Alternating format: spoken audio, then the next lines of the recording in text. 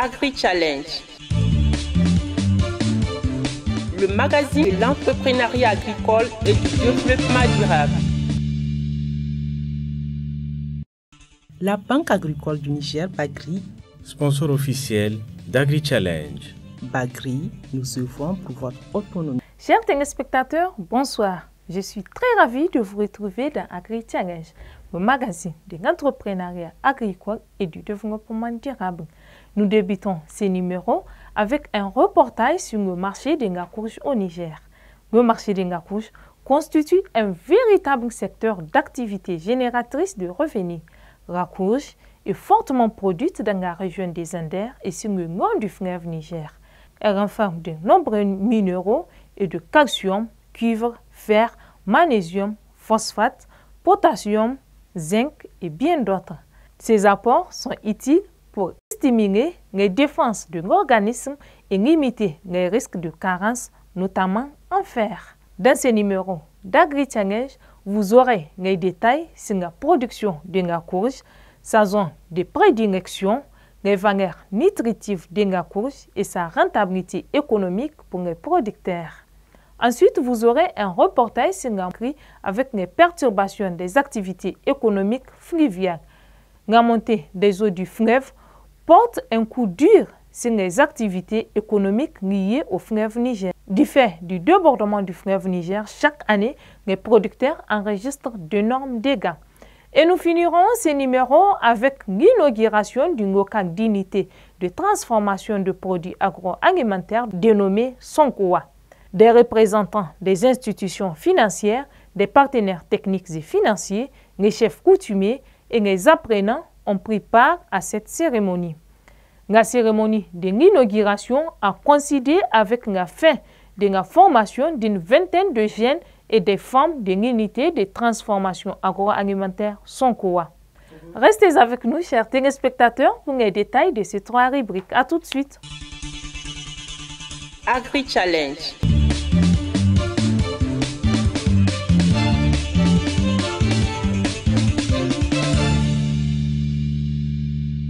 La courge, encore appelée kabewa en Aoussa et l'aptanda en Zarma, est une plante potagère que l'on retrouve sur plusieurs sites de production maraîchère au Niger. La zone de prédilection de sa production est la région de Zender, particulièrement dans les départements de Myria, Magaria, les communes de Kanché et d'Amagaram-Takaya. La courge est également produite tout au long du fleuve Niger. La courge est un des principaux légumes dans la cuisine nigérienne. Elle est consommée par beaucoup de ménages au Niger. À la rive droite du fleuve, le marché de la courge bat son plein. Nous prenions la courge à destination de Niamey dans la région de Dosso, notamment dans la commune de Falmey. Des fois, aussi nous l'emportons du Bénin, précisément dans les communes Karmama, Kargueil et Malanville. Pour des raisons économiques liées au coût du transport, nous préférons transporter la courge en pirogue. Seulement, au moment de la crue, nous prenions des gros camions.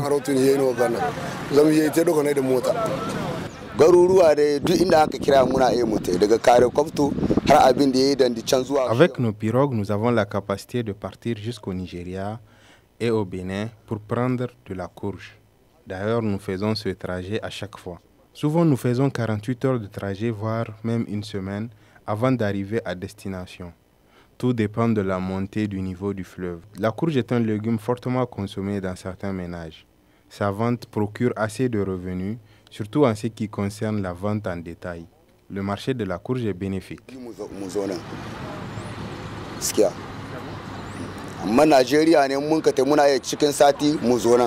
Le marché de la courge constitue un véritable secteur d'activité génératrice de revenus. De nos jours, bon nombre de jeunes entreprennent dans ce secteur et arrivent à trouver leur compte.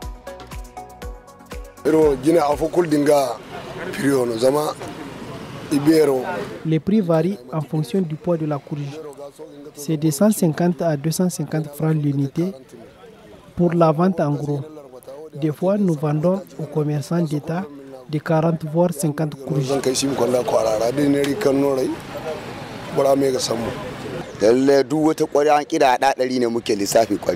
Chaque tas contient 100 courges et nous pouvons prendre jusqu'à 60 tas en fonction de la grandeur de la pirogue. Les courges sont acheminées très souvent à Niamey par voie fluviale par des pirogues de plusieurs catégories en fonction de la montée des eaux et surtout de la quantité des courges à transporter. La montée du niveau du fleuve nous permet de bien faire nos activités avec les grosses pirogues. Par contre, quand le niveau de l'eau est en baisse, nous avons des difficultés à utiliser les grosses pirogues. Voilà pourquoi à un certain moment, le prix de la courge augmente parce que nous utilisons les petites pirogues.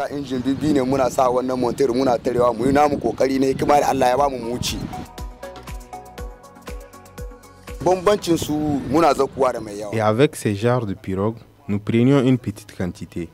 En prélevant les charges supplémentaires dues au transport de la courge, nous sommes souvent obligés de voir à la hausse le prix du tas de la courge.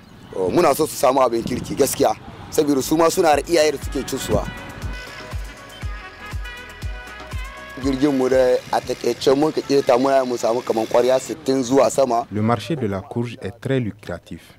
Nous arrivons à avoir notre autonomie financière dedans. En plus, nous donnons la courge à nos enfants pour ses valeurs nutritives.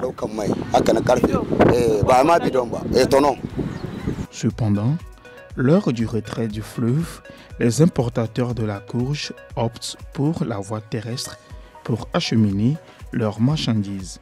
Cela rendra le transport plus coûteux et le prix de la courge sur le marché connaîtra une montée. Il y a des moments où on enregistre une pénurie de courges sur les bassins de production du long du fleuve Niger et au Bénin. Dans ce genre de circonstances, nous nous approvisionnons au niveau des marchés de certaines communes des Zender et en ces périodes, le prix de la courge augmente. Nous l'achetons à plus de 100 000 francs CFA. Et pour le gros camion, nous le prenons en location l'année dernière à 600 000 francs CFA pour le trajet Niamey-Zender. Mais cette année, le même trajet nous coûte 1 million de francs CFA. Actuellement, c'est la période de grande production et la courge coûte moins cher.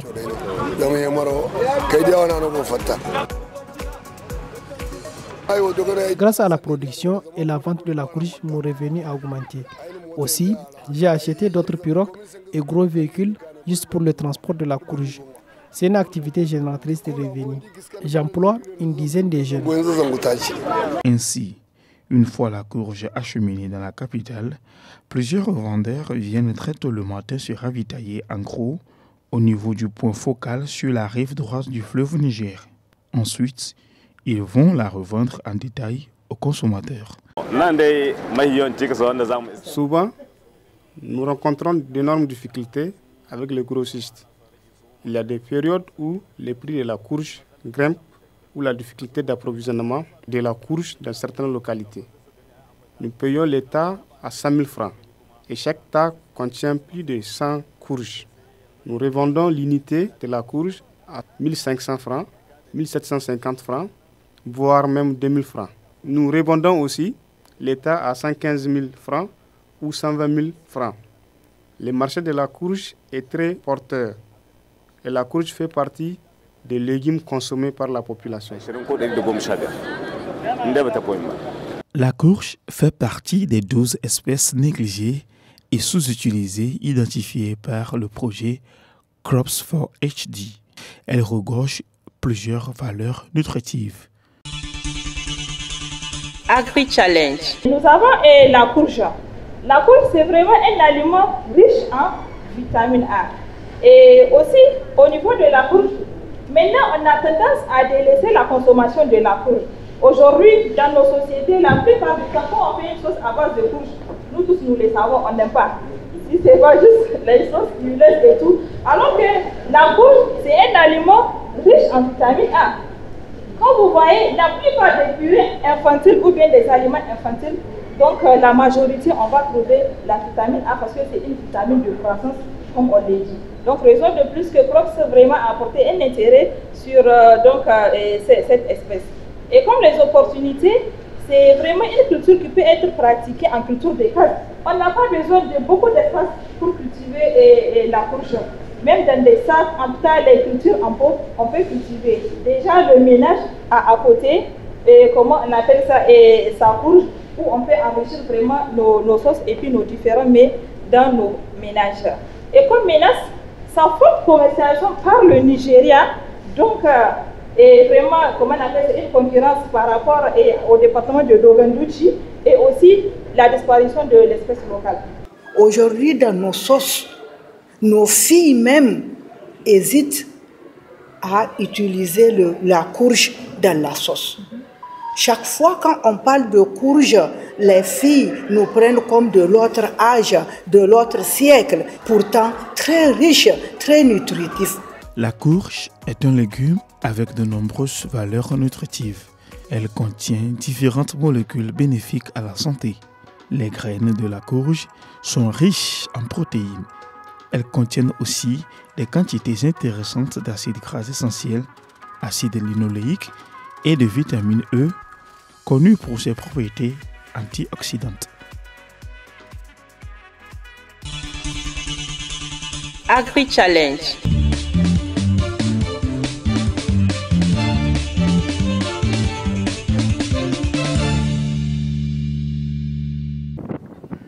À chaque saison des pluies, le niveau des eaux du fleuve Niger augmente.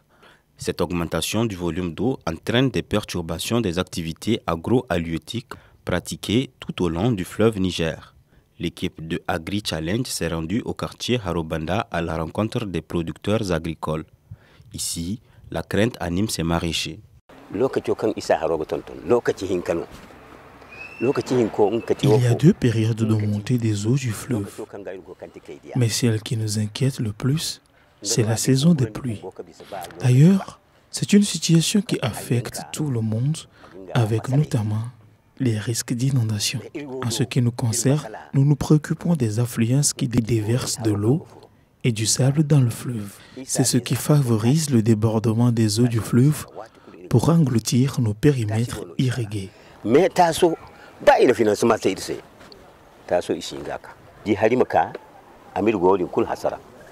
Parfois, c'est en pleine récolte que nous perdons tout du fait de la montée des eaux. Nous n'avons d'autre choix que de croiser les bras et de constater, les yeux hagards, les dégâts.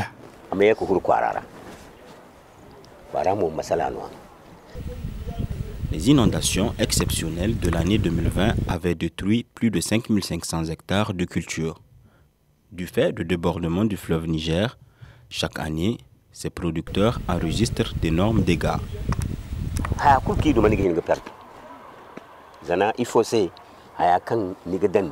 Il est possible de perdre toute sa production, car personne ne sait à quel moment l'eau va monter.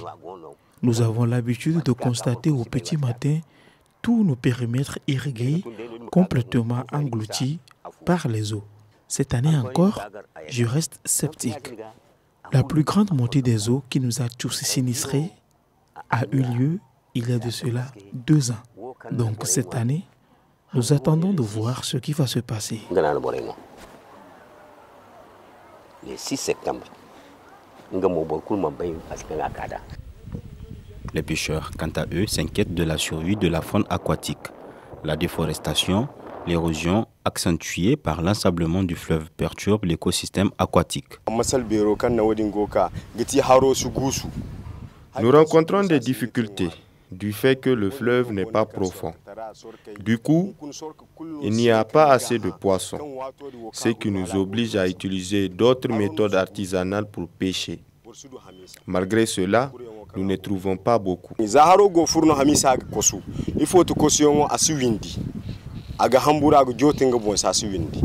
L'ensablement du fleuve a une conséquence sur la rareté des poissons dans le fleuve. La montée des eaux aussi en est pour quelque chose. Les poissons sont perturbés et ils se cachent. Dieu merci, j'arrive à subvenir à mes besoins et ceux de ma famille grâce à la pêche.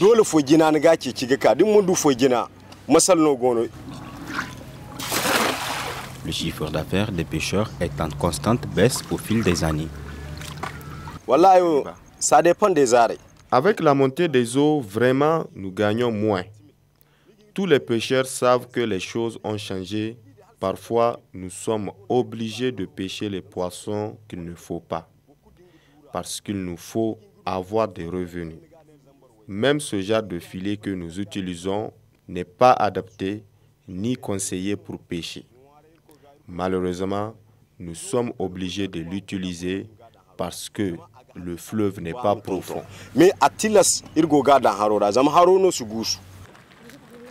La montée des eaux du fleuve porte un coup dur sur les activités économiques liées à cette mer nourricière. Il est donc urgent que des solutions idoines soient prises afin de sauver ce patrimoine national, à l'occurrence le fleuve Niger. Certes, des travaux sont en train d'être menés sur la digue de protection, mais qu'en est-il de l'ensablement du fleuve? Agri-Challenge. Le 30 août 2022 s'est tenue à Niamey l'inauguration de local d'unité de transformation des produits agroalimentaires dénommée Sonkoa. Sonkoa vise à lutter contre la pauvreté et le chômage au Niger à travers la formation des jeunes et des femmes en transformation agroalimentaire, fabrication des produits cosmétiques bio, en restauration et en pâtisserie. Tous pour un développement durable au Niger.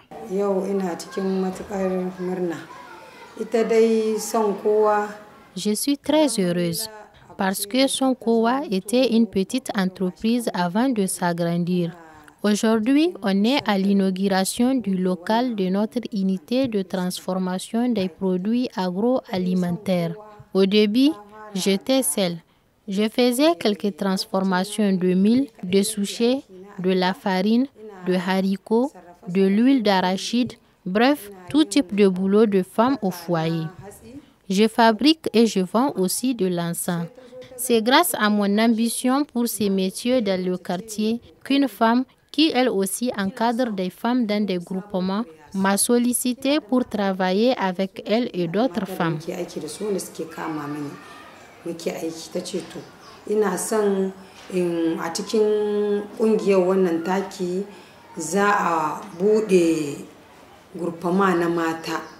Vu que moi-même j'ai mes documents, NIF et registre du commerce de ma petite entreprise qui se nomme Sonkoa, j'ai tout mis en place avec la dame.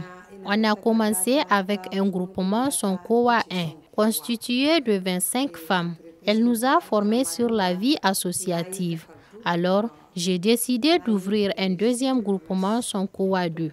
Voilà comment l'entreprise a commencé à progresser. Au fur et à mesure que nous avançons, j'ai déposé des papiers au nom de mon entreprise parce qu'il y a des endroits où c'est avec le nom du groupement qu'on doit intervenir et d'autre part avec le nom de l'entreprise elle-même.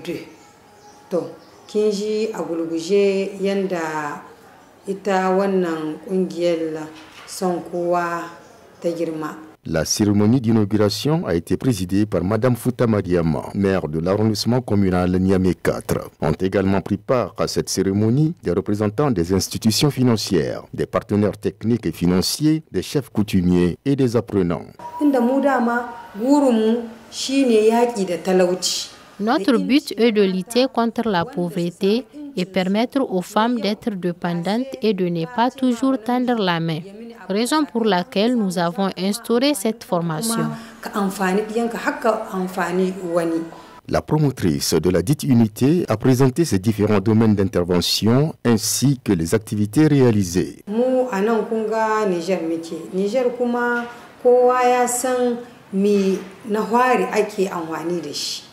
La première chose ici au Niger, on sait que c'est le mil que nous exploitons beaucoup.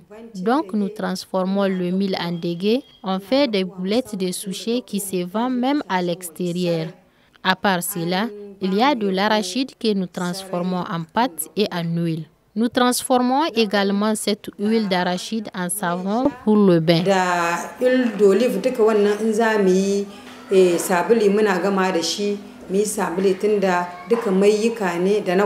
Dans la fabrication du savon, nous ajoutons aussi de l'huile rouge, de l'huile d'olive, de l'huile de palme, de l'huile de coco, parce que ce sont des huiles qui sont indispensables pour la peau. Nous transformons aussi le haricot en farine et en beurre. Nous faisons aussi la transformation des légumes tels que la carotte, la pomme de terre, le persil et le céleri et du sel en arôme. Nous avons plusieurs variétés d'arômes. Il y a pour la viande rouge, le poisson et la volaille. Carotte, akwai céleri de persil, de chimique et de gishiri, chimique romajimo. Dans le but d'atteindre son objectif, Sonkowa est passé d'un groupement féminin à une unité de transformation agroalimentaire. Cette mutation a enregistré un investissement de 10 millions de francs CFA. De sa création à aujourd'hui, Sonkowa a formé environ 200 jeunes et femmes dans différentes filières.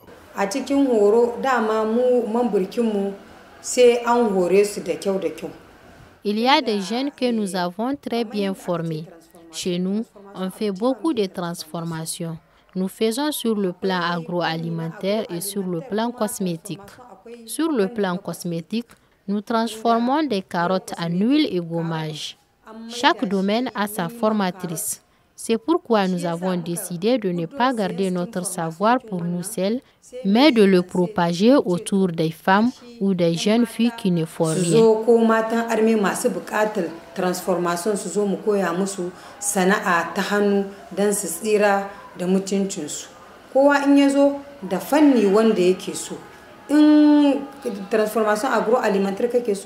Chacune choisit le domaine dans lequel elle se sent à l'aise. Si c'est au niveau de l'agroalimentaire, il y a sa formatrice.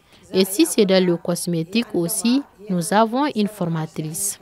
Je rends grâce à Dieu parce que les jeunes que vous voyez ici ont tous reçu une formation de 3 semaines dans l'agroalimentaire en dehors de la formation qu'ils ont choisie. Nous leur avons attribué des certificats qui prouvent qu'elles ont reçu une formation de Sonkowa. La cérémonie d'inauguration, qui a coïncidé avec la fin de formation d'une vingtaine de jeunes et de femmes, a été marquée par la remise des attestations et la visite guidée du nouveau local d'un coût estimé à près de 10 millions de francs CFA, cofinancé par la maison de l'entreprise. Agri-Challenge. Fruit de la recherche agronomique, la tomate mangale hybride s'adapte au contexte agroclimatique du Niger. Selon plusieurs études et essais, mangale est une variété de tomate particulièrement intéressante du fait qu'elle arrive à elle seule à réunir plusieurs qualités organoleptiques et nutritionnelles de plusieurs variétés. Avec une excellente résistance aux principales maladies de tomates, la mangale est une plante généralement tutorée qui donne des fruits aplatis et légèrement côtelés avec un poids de 100 à 150 grammes. S'agissant des itinéraires techniques, il est important de préparer le sol et lui apporter un traitement phytosanitaire. Ensuite, il faut entretenir la pépinière tout comme la plantation à travers des arrosages réguliers afin d'éviter le dessèchement rapide du sol. Aussi, le binage et la fémure font partie des entretiens couramment réalisés par une meilleure levée et un bon développement des plants. Du semis à la pépinière, à la première récolte, le cycle de développement de la tomate mangale n'excède guère 2 mois. Tenez-vous bien, sur une surface d'1 hectare, la mangale donne une production moyenne de 15 tonnes en saison sèche. L'une des spécialités de cette variété, c'est que son rendement est encore plus important en saison hivernale dans la mesure où la production moyenne avoisine les 20 tonnes. Cela coïncide favorablement avec la période pendant laquelle la tomate est rare sur le marché, donc coûte plus cher. Pour l'exploitant agricole, cultivée en période hivernale, la tomate mangale est une véritable opportunité d'affaires pour approvisionner les centres urbains en tomates de bonne qualité. En retour, l'exploitant pourra rehausser son pouvoir d'achat afin de mieux affronter le pic de la période de soudure et subvenir à ses besoins et ceux de sa famille. Au-delà du cadre paysan, la variété mangale peut aussi intéresser tout passionné de l'agriculture domestique. Il suffit d'aménager une planche de 8 mètres carrés à l'intérieur ou à proximité de sa maison pour reproduire et cueillir la tomate toute l'année. Les multiples avantages liés à la culture de la tomate mangale font d'elle un puissant moyen de produire et de consommer local. Une façon aussi de mettre nos marchés à l'abri de l'importation de tomates d'origine douteuse.